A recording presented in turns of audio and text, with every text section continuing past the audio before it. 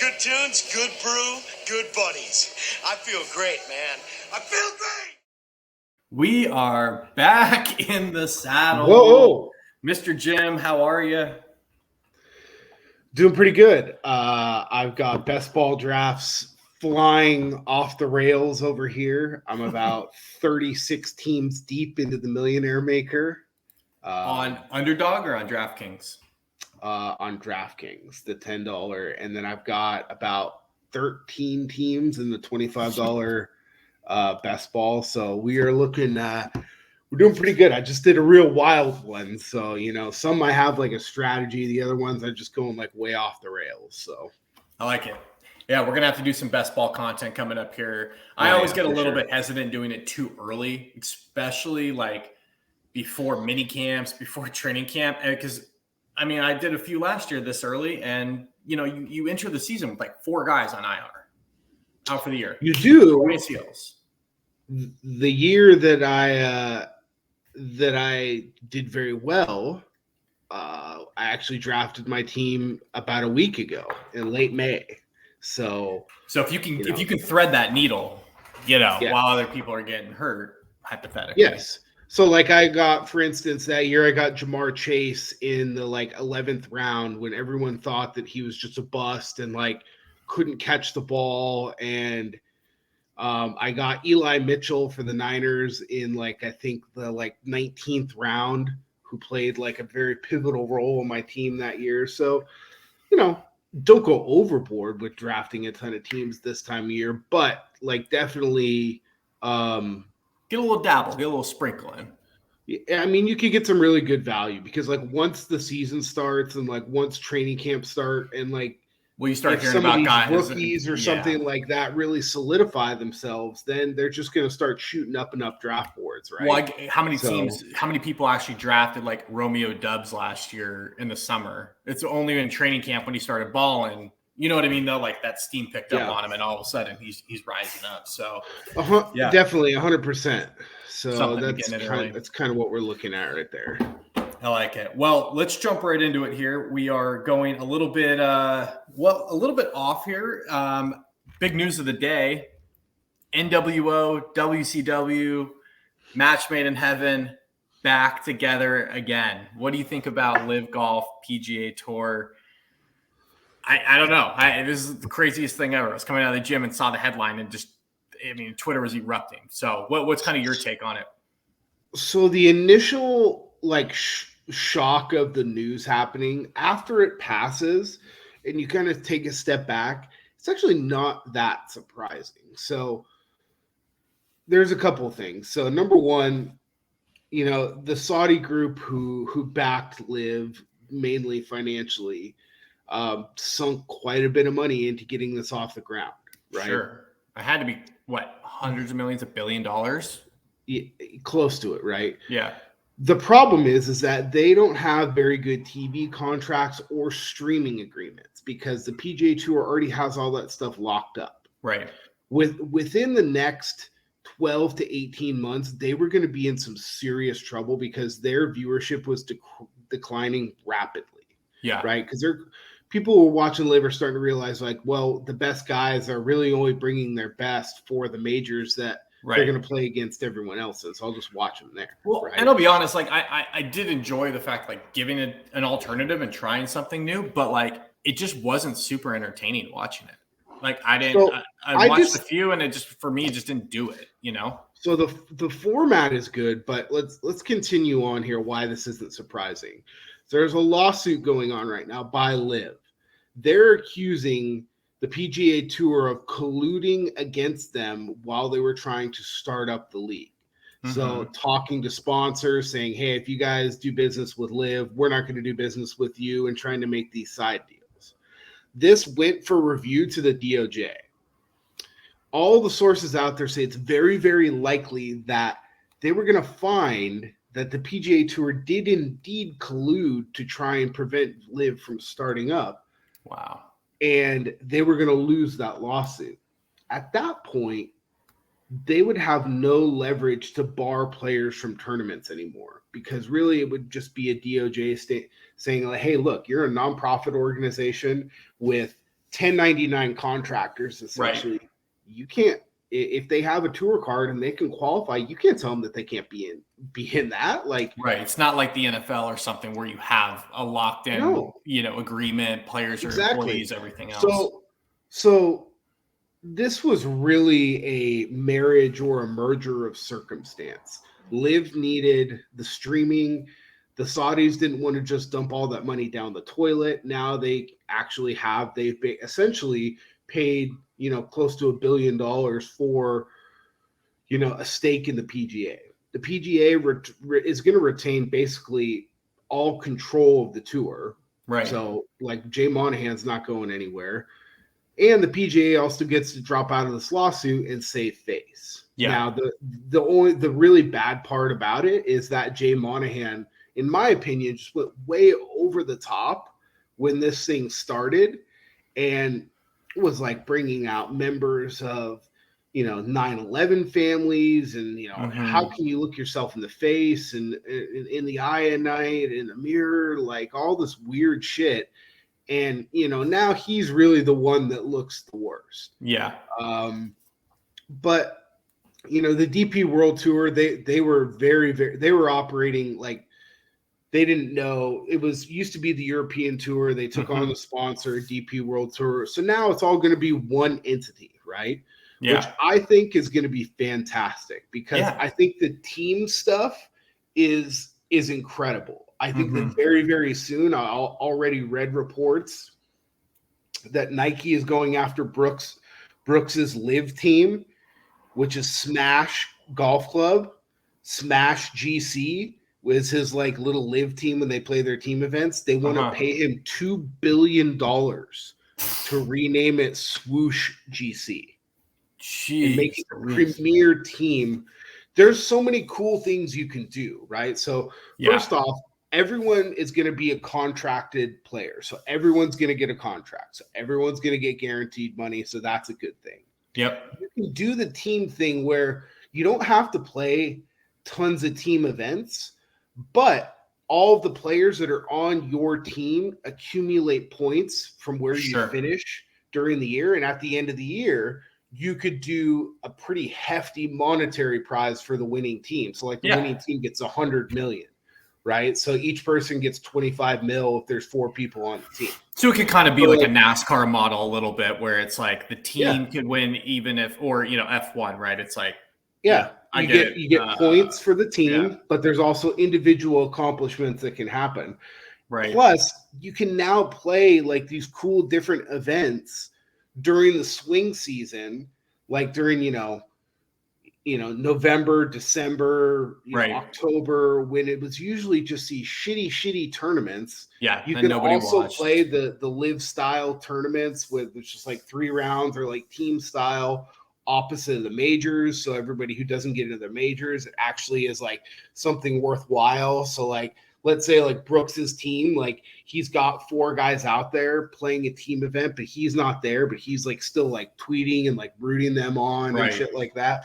So, I mean, at the end of the day, people can be butthurt about this, but look, and people can say, oh, well, they just sold out. Well, people are people are in love with F1. The Saudi group puts up about $1.3 billion a year investment into F1.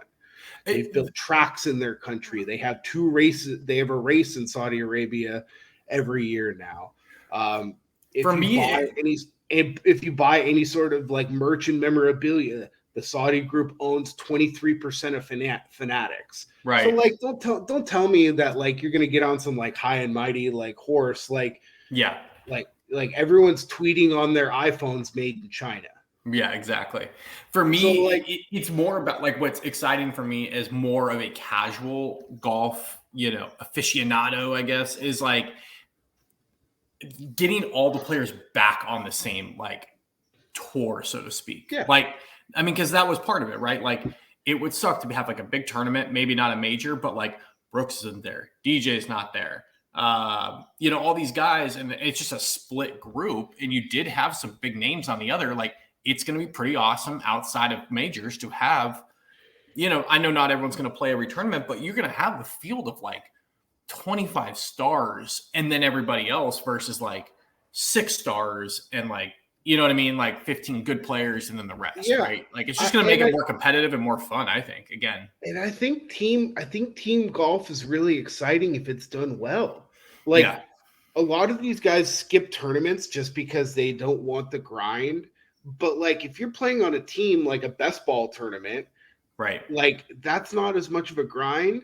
And like you're telling me that you would rather watch like the John Deere Classic in Iowa with like a shitty field, Right. or would you rather watch a team golf event with all the top guys there and like maybe like Brooks and DJ don't play every day, right? But I think that opens up Rory to a little bit like more of they're there and they're like part of the tournament and like and you could do cool shit that like, hey, like Rory's not playing today, but like he's a hell of a putter. Like let's pull him off the fucking sidelines and like let him hit this putt, right? Well, I just think it opens the door to get more casuals involved because you can have more fun with it.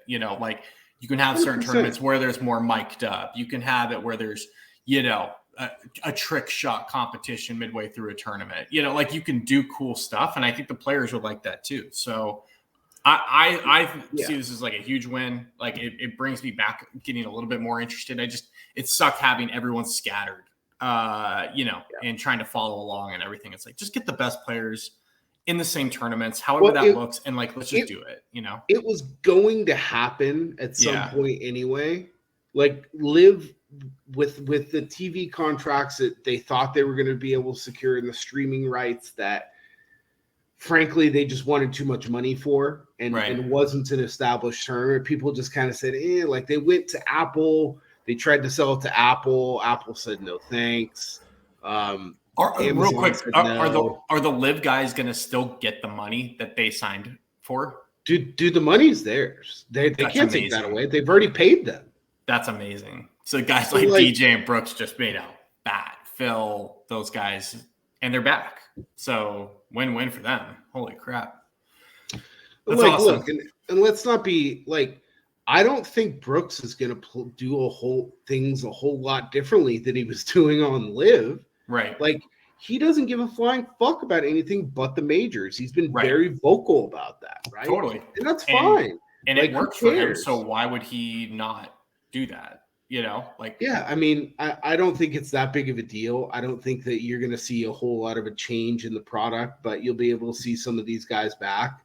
But it's only a couple of guys.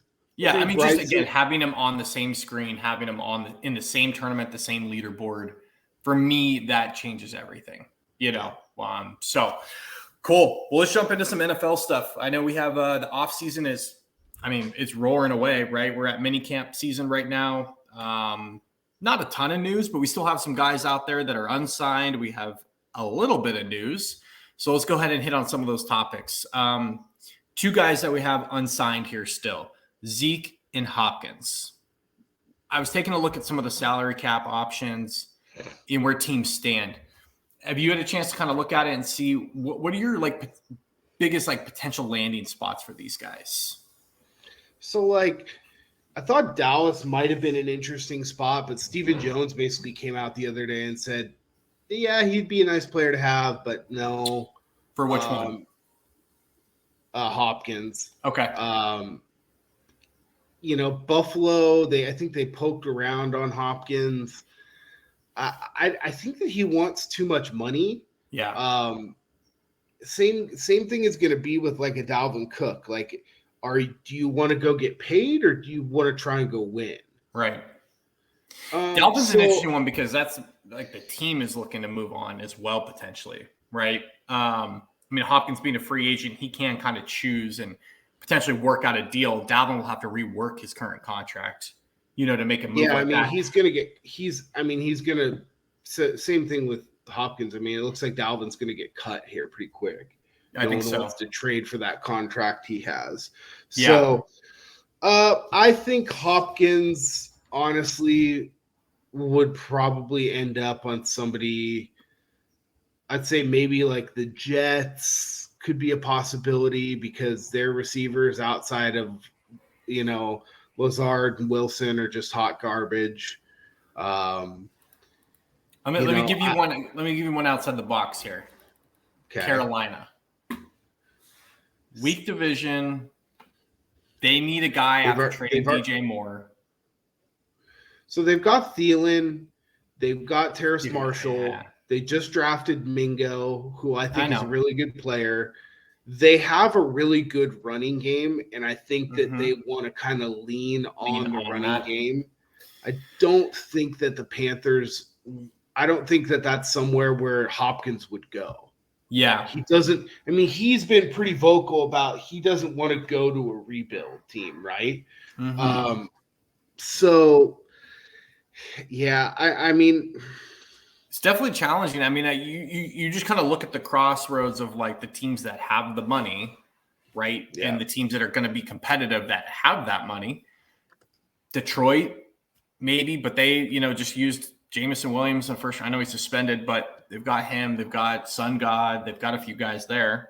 I mean, again, the Jets make a ton of sense, but I just don't know if they're going to go sign like an 8th receiver for Aaron Rodgers, Yeah, I mean, I think the Colts would be one interesting spot. I don't know if he wants to go there. Yeah. But the Colts have the cap space, right? The Jets have the cap space. The Packers could potentially be somebody. I mean, the Rams. So I thought about the Rams maybe get him. I mean, the Rams, we know will push cap out a couple of years if they have to, right? And make it work. Yeah, I don't know. Patriots are interesting. We'll see what happens. I think it's going to be somebody. Denver. Someone like. No, they've got plenty of receivers. They've got Sutton. They've got Judy. They've got Marvin Mims Jr. They've got Tim Patrick. They've got. So I mean, you start looking around. Williams. You start looking around like there's not a ton of options. That like jump out as just an obvious glaring, like, oh yeah, that's where he's going. I mean, Houston, but again, I don't think he wants to go back there. Yeah. He's already been there. He's been pretty vocal about like he wants to go somewhere and try and win. So right. I don't really know. If I had to guess, I would say the Colts probably make the most sense. But again, he's got to want to go there, and I don't think he wants to do that. Yeah. What about Zeke? I don't know, man. He's probably one of those guys that gets signed like week 2 or 3 after there's like some sort of injury or like the last week of camp. Yeah. I mean, there's nothing sexy about him. Like, I would think he might fit well on like the Vikings if like, Madison gets nicked up and the rookie that they have behind him, they don't really love, right. That might be somewhere that might reach out to him. Yeah, I don't know. I don't know who wants Zeke. I don't know what impact. I mean, he still has obviously between the tackle can kind of get you the 3 yards pounded there, for a second down goal line kind of guy. But it's there's a lot of those guys out there, right? So yeah. What values he bring? I wouldn't be shocked if he's back in Dallas too, on a very cheap deal. I don't think he's going to go back. I think rather than go back to Dallas, I think he would just kind of sit and wait for an opportunity. Like, we'll have to wait and see how the Saquon thing plays out. But like, if Saquon doesn't sign his cap, I mean, the Giants could go sign him for, $5 million. On a real like incentive laden deal, just because they can't have Matt Breida running the ball, 30 times a game. So Zeke's just not the most sexy. Like he's just kind of past his prime as far as running backs go. So I would say maybe tread on those tires. Yeah, maybe the Giants make sense if Saquon is kind of balking at not signing his deal. I don't know, man. Other than that, like I don't know. Maybe like I don't know. Maybe like if Eli Mitchell I or could something see him going to be like a running back 2 for Cincinnati or Cleveland. Like behind Chubb or Mixon. Yeah. Like if Joe Mixon gets arrested for like shooting at some more kids in his neighborhood or something like that. I mean, that's certainly possible. If Eli Mitchell, the glass man, goes down in San Francisco and they need someone just between the 20s on, second and 6 at their own Right. 39-yard line to get 3 or 4 yards. I mean, that's not the worst deal ever. Well, speaking of them, the one of the other big headlines: Brock Purdy's back on track for being ready for the season here. I mean, I think it's pretty clear based on the comments. He's solidified. If he's healthy, he's QB1 in San Francisco. Yeah, I mean, I think that Guy made on Haberman and Middlecoff made a really good point that there's nothing on the field that Trey or Sam could do to outshine and show that they deserve to play more than what Brock did last year. Yeah. And it wasn't just like a couple of games.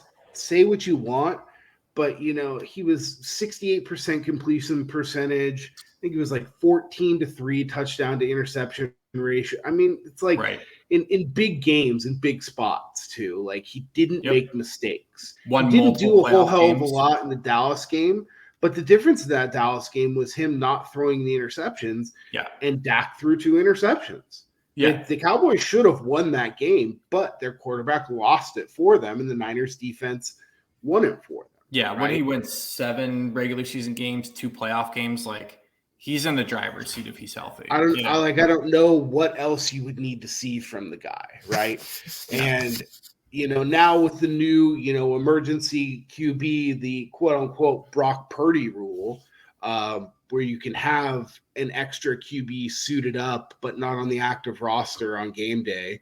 I think that Trey Lance and Sam Darnold are likely both on the team come week 1. But if Brock is healthy, I mean, he's going to play. I mean, who knows? He could have a rookie of the year situation where all of a sudden he's added 35 yards to how far he can throw the ball, right?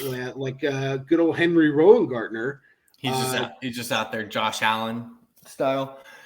He could be the next John Elway with this new UCL he's got in there. I mean, who knows? I'm with you. I do think they end up keeping all 3 just because we've seen it. They go through quarterbacks more than a little kid goes through string cheese, right? Like it's just insane. Like every 3 weeks are onto a new quarterback, so they probably need all 3 slots. And they're also cheap too. Right, like this is the last year of Trey's deal. Well, I'm sorry, his 5th-year options next year. They'll have to pick it up, which they won't. Will they? No, they won't pick it up. I'm saying they're not picking that up. No, but he's got this year and next year. Yeah, I mean, I think that he's got a a big road to climb. It'll be good to see him play in the preseason because I mean everyone knows what Sam Darnold is. Trey is just going to get to play a lot now. And we'll be able to see, if he can show something. But, I mean, Brock looks like he's going to be fully cleared by August 21st are the reports. And if that's the case, then he's going to be starting and playing in week 1. So there you go. What about the over-under of games that you give Mr. Jimmy and Las Vegas actually starting? Oh my God, dude. What a Raiders disaster situation that they have on their hands. So, dude, they reworked his entire contract. He failed his physical, was forced to have some sort of foot surgery right after they signed him. They took back his whole signing bonus and basically said, hey, we'll give you about a third of this. Yep. And then the rest is going to have to be incentive. And did he know that was going to happen? And him and Don Yee just kind of pulled the wool over the Raiders' eyes. I don't know, but dude, the Raiders are a mess. They've got the Jimmy situation. I mean, I don't think that there's any way in hell that Jimmy plays more than 10 games this year. I think it's a very strong under bet. If I can find that somewhere, I'm all over that. There was an article that came out that one of the beat writers was talking there's a chance could the Raiders just move off of him and just roll with Aiden O'Connell and Brian Hoyer and just literally tank this season and go try to get Caleb Williams. That is something that was floated out there by someone close to the team, which is outrageous, but not out of the question. And you go trade Devontae for a first-round pick, and then you just try to load up and go get Caleb. Well, if you're going to do that, you should trade Devontae now. Well, that's what I'm saying. Like, if they decided to make that move, you probably dish him before the season, and then you just cut Jimmy. And you just say, we're going to go try to win, like, one game this year. Right. What a mess. But realistically on top of that, Josh Jacobs is they use the franchise tag on him. He was not at mandatory minicamp because he has not signed his franchise tender, and he is ineligible for mandatory minicamp. I mean, would you in this situation right now? Like, no, but it's just like, I would sign it and just show up and not do anything because then you get your money. Like, would you? Well, he's not getting paid right now. Or later? He's not getting paid right now, anyways. They don't get paid in the off season. So what does he care? He's like, I'll see you in August. If he's signing his franchise tag, that's 100% guaranteed. No, I get it. He gets that money like right up front. No, I get it. What I'm saying is like the paychecks don't roll in the off season. Like once the game starts, he would get 25% of that as a signing bonus immediately if he signs. Maybe he's just hoping that they do fire sell this thing and he goes out the door with Devontae. Well, no one's trading for Josh Jacobs. Why? If you're the Raiders, why would disaster? I mean, if I'm the Raiders, I would try to work out. If you're going to fire sale, you may as well go and do it. Like, what's the point of having Josh Jacobs on your roster and paying him if you're going to try to get the number 1 overall pick? I love this, dude. I don't know. They're not going to do that, by the way. But I mean, I think that. But they may be forced into it if I think week 2 Jimmy goes down. I think that you should be having the conversations in the building if you're the Raiders right now. I don't think that the Raiders are astute enough of a franchise to be talking about that kind of thing. I know. That's what I'm saying. Yeah. I mean, Josh is going to try and make this work with Jimmy because he knows Jimmy, right? Yeah. So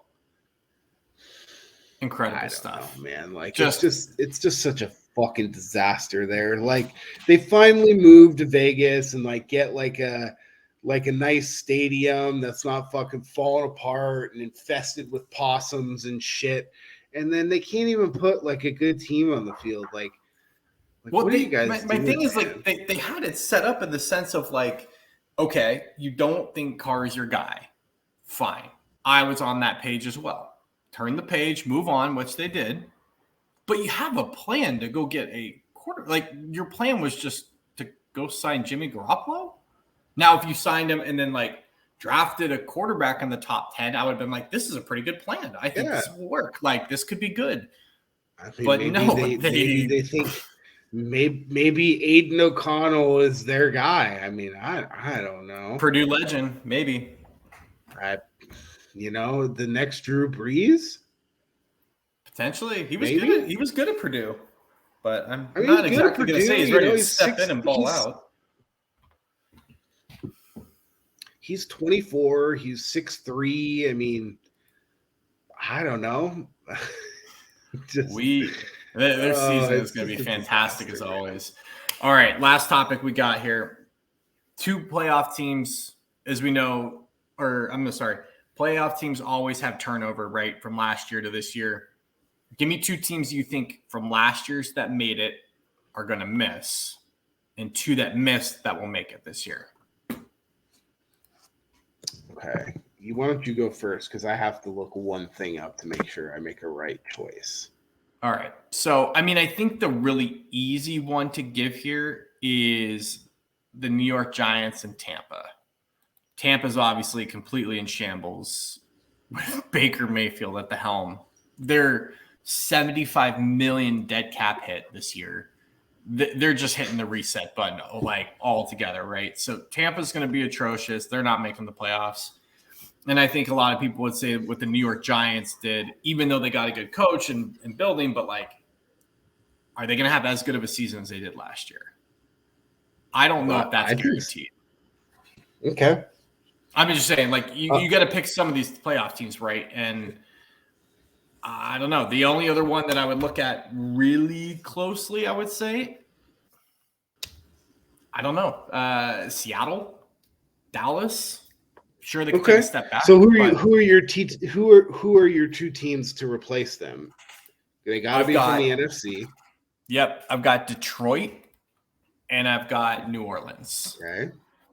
I just think New Orleans finally has a little bit of stability. As much as I don't believe in Carr, it's at least going to be stable. Their defense is good.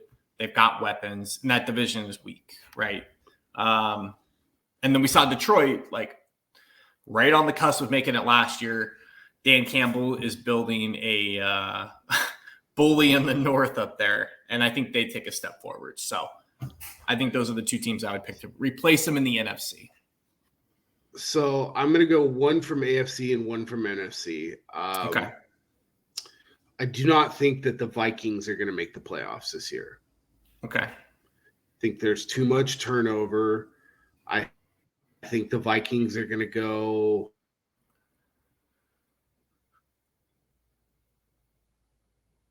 it's not enough.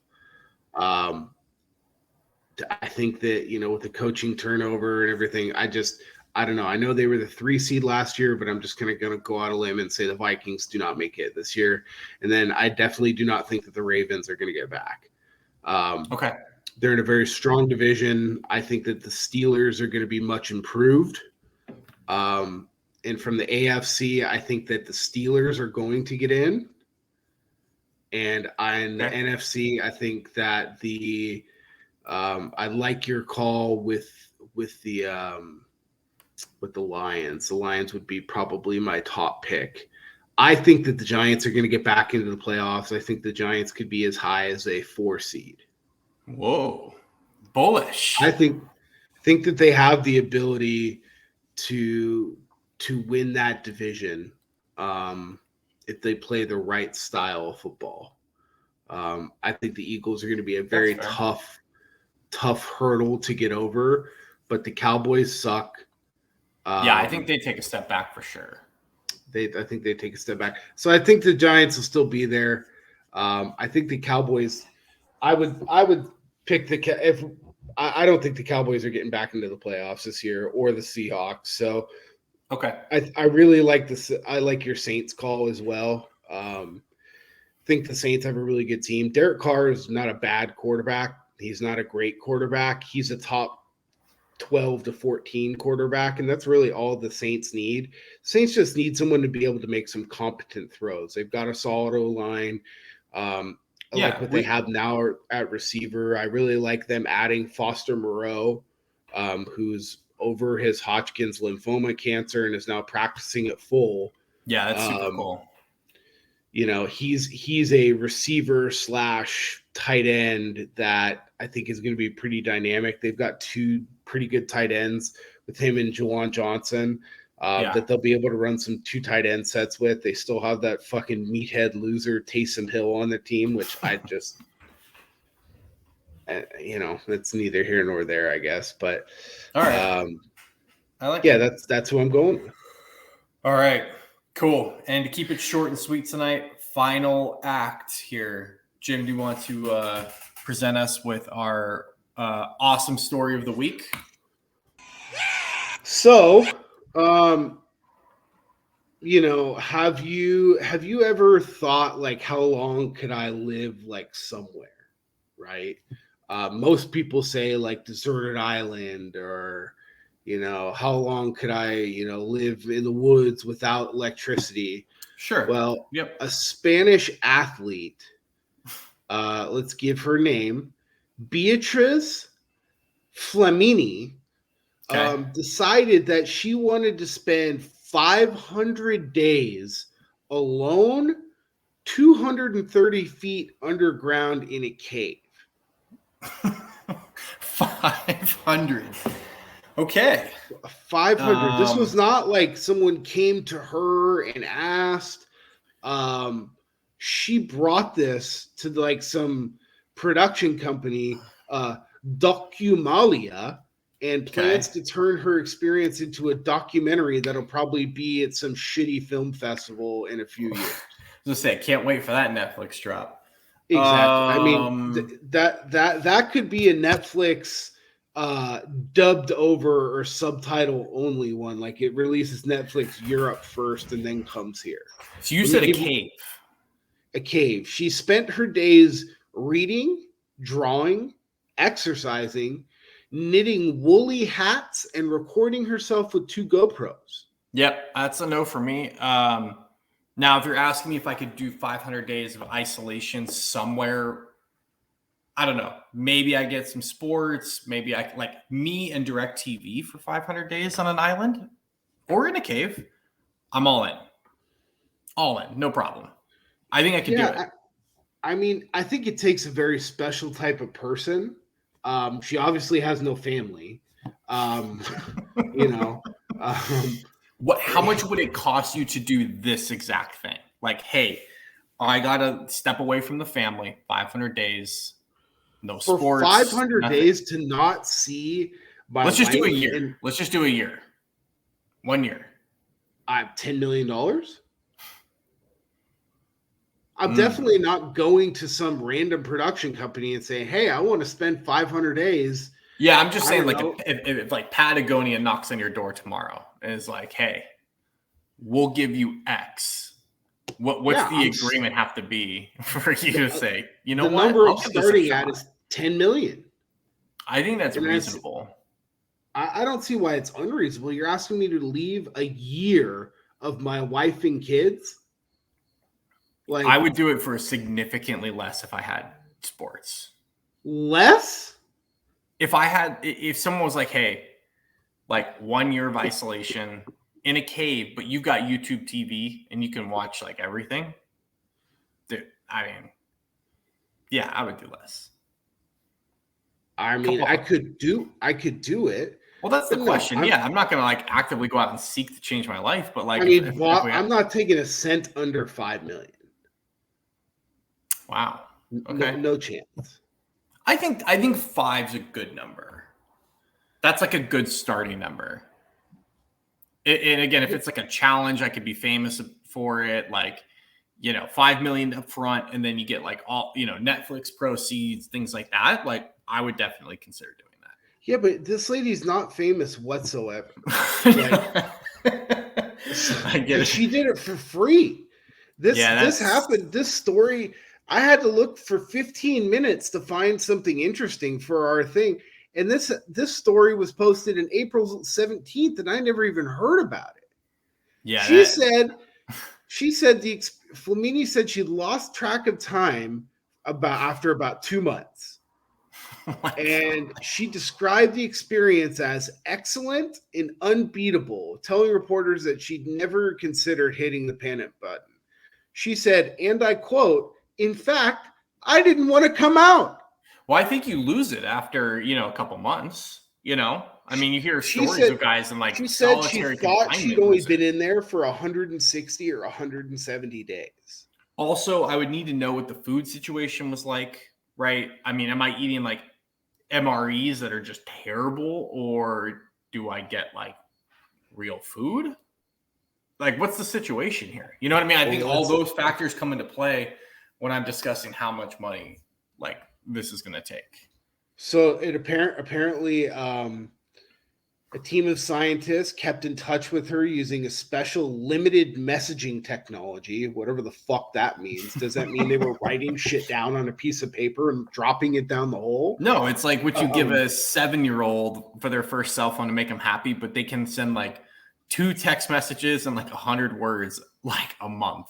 And so they delivered her food, like avocados, fresh eggs, and removed her waste from a collection point every 5 bowel movements. I left my offerings there as if to the gods, and the gods left me food. All right. Well, so she's this woman is absolutely fucking crazy. I don't know why she did this, but you know, I just you like see her come out of the cave and you just have the Robin Williams like, what year is it? Oh, wait a second. This is bullshit. A technical problem forced Flamini to briefly pause the challenger on day 300. She spent 8 days in the tent without making contact for anyone before returning to the cave. Yeah, that's not okay. So, like, what would you do if you agree to like the 5 mil, 10 mil? You had like some kind of mini episode where you had to do that tent exercise, and at the end they called you on a technicality and didn't give you the money. I burn every single Patagonia to the ground. You would have to. I think you'd be fully justified. Just wasted a year. I just burn your whole company to the ground. I just wasted a year of my watching my children grow up and spending a year with my wife. And you're going to tell me because you had to pull me out of there for some technical bullshit that you're no longer giving me my money? No. I love it. Jim Wick just going scorcher to get his money for the documentary. I'm going Jack Carr. I'm just going Jack Carr. James Reese. James Reese. I've already got the first name. Just change the last name. Get me a tomahawk and some kerosene, and we're good to go. Because if you pull me out of there on a technicality and then tell me no way you're giving me my money. Now that would be a cool documentary on the documentary. Like, man goes ballistic after this. But I think that's all we got, man. We'll come up with some other awesome stories. Make this a weekly thing for sure. But anything else you got? No, that's it for me. All right. Vegas Knights going to take care of business here. It's not looking good for the Panthers. Yeah, I mean, Brooks needs to, do some more Stevie Nicks in the luxury box and maybe to get through one of those games. But yeah, I think Knights are going to wrap it up. I love it. All right, man. I'll talk to you later. Peace.